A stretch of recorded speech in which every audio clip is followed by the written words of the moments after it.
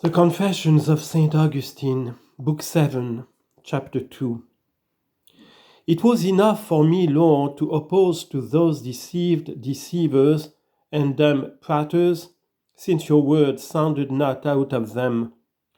That was enough which long ago, while we were yet at Carthage, Nebridius used to propound, at which all we that heard it were staggered. That said nation of darkness, which the Manichees are wont to set as an opposing mass over against you, what could it have done unto you?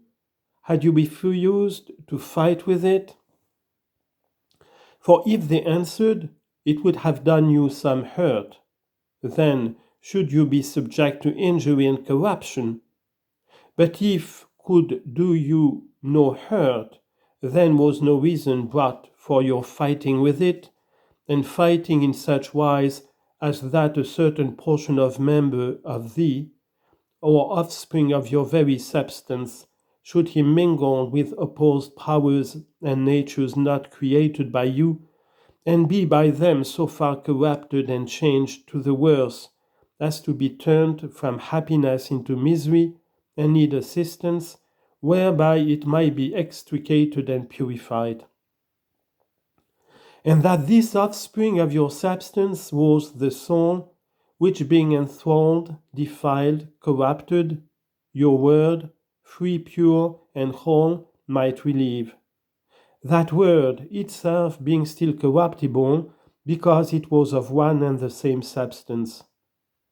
So then should they affirm you, whatsoever you are, that is, your substance, whereby you are to be incorruptible, then were all these sayings false and execrable. But if corruptible, the very statement showed it to be false and revolting. This argument then of Nebridius sufficed against those who deserved wholly to be vomited out of the overcharged stomach, for they had no escape without horrible blasphemy of heart and tongue, thus thinking and speaking of you. Chapter 3.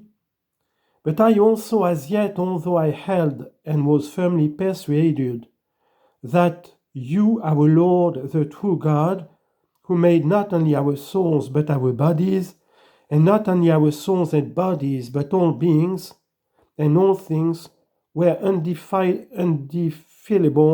and unalterable, and in no degree mutable. Yet understood I not clearly and without difficulty the cause of evil.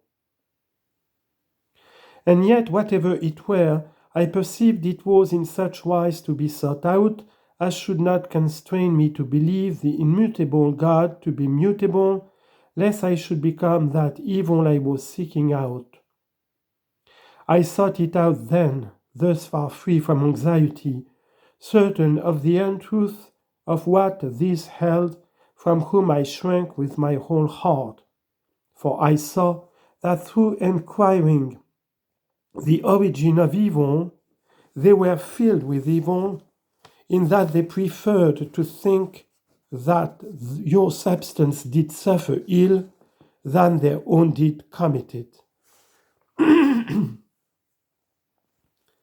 And I strained to perceive what I now heard, that free will was the cause of our doing ill, and your just judgment of our suffering ill. But I was not able clearly to discern it, so then, endeavoring to draw my soul's vision out of that deep pit, I was again plunged therein, and endeavoring often, I was plunged back as often. But this raised me a little into your light, that I knew as well that I had a will as that I lived. When then I did will or nill anything, I was more sure that no other than myself did will and nill. And I all but saw that there was the cause of my sin. But what I did against my will, I saw that I suffered rather than did, and I judge not to be my fault but my punishment. Whereby, however, holding you to be just, I speedily confessed myself to be not unjustly punished. But again I said, Who made me? Did not my God, who is not only good but goodness itself? Whence then came I to will evil and nill good, so that I am thus justly punished?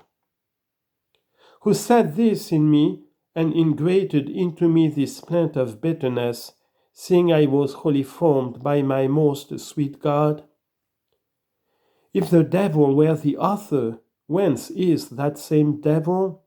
And if he also be his own perverse will, of a good angel became a devil, whence again came in him that evil will, whereby he became a devil, seeing the whole nature of angel was made by that most good Creator?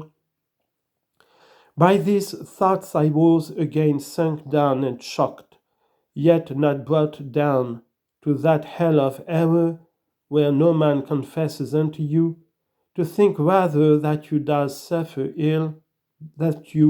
suffer ill, than that man does it.